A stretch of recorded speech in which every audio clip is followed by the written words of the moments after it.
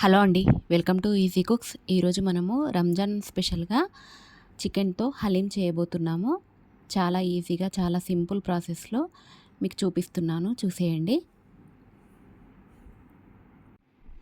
ఇక్కడ ముందుగా ఒక బౌల్ తీసుకొని అందులోకి ఒక 2 స్పూన్ల వరకు దొడ్డు రవ్వ, అలాగే 2 స్పూన్ల వరకు ఓట్స్‌ని, అలాగే 2 స్పూన్ల వరకు బాస్మతి రైస్‌ని, అలాగే 2 స్పూన్ల వరకు కందిపప్పు, శనగపప్పు, మినపప్పు, అలాగే పెసరపప్పు, అలాగే ఎర్రపప్పు, అలాగే ఒక 2 స్పూన్ల వరకు నువ్వులు అన్నీ 2 స్పూన్ల వరకు వేసుకున్నాను ఇక్కడ నేను.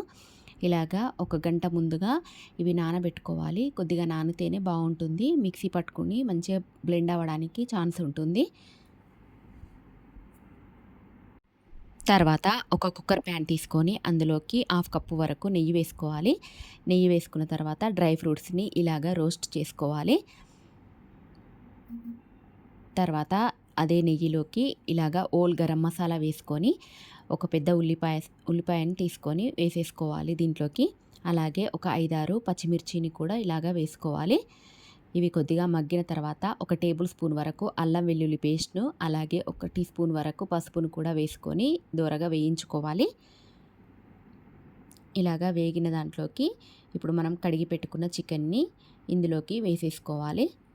ఇలాగా చికెన్ వేసుకొని ఒకసారి కలుపుకొని కొద్దిగా మగ్గిన తర్వాత దీంట్లోకి కొద్దిగా పుదీనా ఆకులను, అలాగే కొద్దిగా కొత్తిమీరను కూడా ఇందులోకి వేసేసుకోవాలి.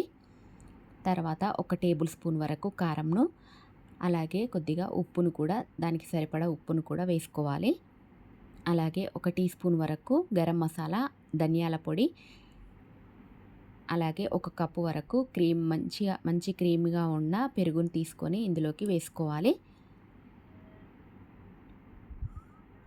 ఇలాగ వేసుకొని మొత్తంగా అన్నింటినీ కలిపి కొద్దిగా మగ్గనివ్వాలి. మగ్గిన తర్వాత కుక్కర్లోకి ఒక హాఫ్ లీటర్ వరకు వాటర్ వేసుకొని ఇది బాగా ఉడకబెట్టుకోవడానికి ఒక 4 నుంచి 5 విజిల్ల వరకు పెట్టుకోవాలి.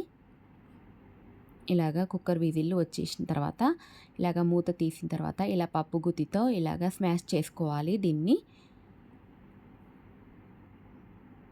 ఒక 5 మినిట్స్ వరకు ఇలానే అంటూ ఉంటే బాగా బ్లెండ్ అయిపోతుంది. ఇలా తయారవుతుంది.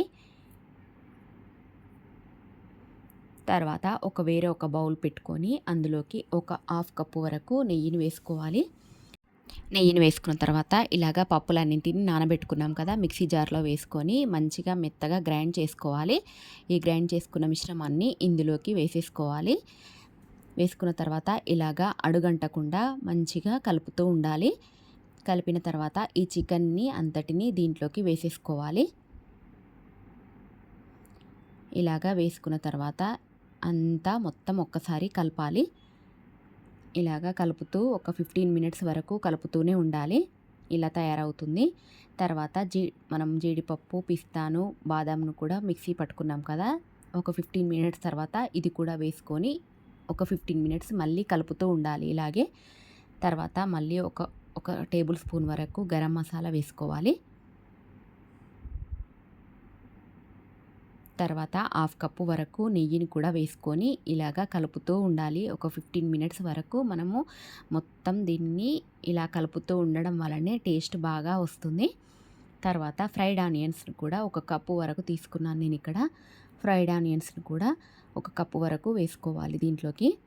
వేసుకొని లాస్ట్లో కొంచెం కొత్తిమీర, పుదీనాను కూడా ఇలాగా వేసుకొని ఒక 15 మినిట్స్ తర్వాత స్టవ్ ఆఫ్ చేసుకోవాలి. తర్వాత ఇలాగా హలీం రెడీ అయిపోతుంది. చికెన్ హలీం రెడీ అయిపోతుంది. చాలా టేస్టీగా కుదురుతుంది. ఇలా మీరు కూడా ట్రై చేసి చూడండి ఇంట్లో. చాలా బాగా వస్తుంది. ఇక్కడ నేను 1 కేజీ చికెన్ తీసుకున్నాను కదా, ఒక 15 మెంబర్స్ వరకు కూడా ఈజీగా తినేయొచ్చు. చాలా బాగా ఉంటుంది. మీరు కూడా ఒకసారి బయట కొనుక్కురాకుండా ఇలాగ ఇంట్లోనే ట్రై చేసి చూడండి. అలాగే మా వీడియో కనుక నచ్చినట్టయితే లైక్ చేయండి, షేర్ చేయండి, సబ్స్క్రైబ్ చేసుకోండి. మరిన్ని వీడియోల కోసం బెల్ ఐకాన్ని కూడా క్లిక్ చేయండి. Thank you for watching.